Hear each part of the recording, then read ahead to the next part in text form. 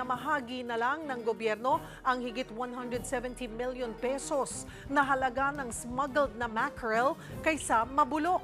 Ang nagpuslit ng isda mula China, kauna-unahang kinasuhan ng agricultural economic sabotage sa bansa. Para bigyan ng mukha ang balita, Mobile Journal, Julie Baiza.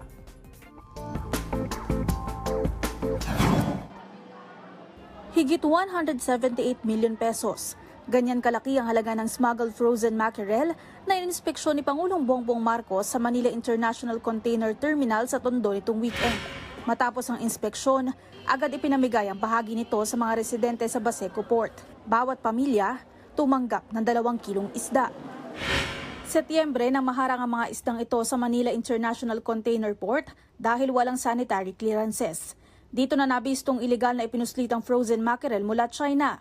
Hindi pinangalanan ang consignee at importer, pero sila raw ang pinakaunang masasampulan ngayon ng agricultural economic sabotage. Sa ilalim ng batas na ito na nilagdaan din ng Pangulo noong Setyembre, pagmumultahin ng 5 beses sa laki ng ipinuslit ang mga smuggler at hoarder ng agricultural products.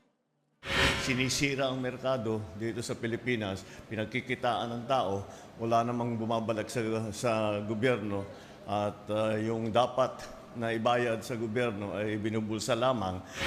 Sa dami ng isdang nasabat, may natira pa na ipamamahagi sa iba pang mahihirap na barangay sa Metro Manila, Obando at May Kawayan sa Bulacan, pati na sa Bacoor, Cavite.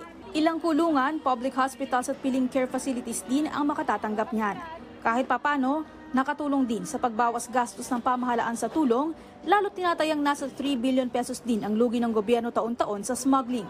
Hindi natin papayagan na matuloy ng mga ganyang klaseng sistema. Kaya ginawang kanga namin ng batas at pinapatibay namin na mabuti.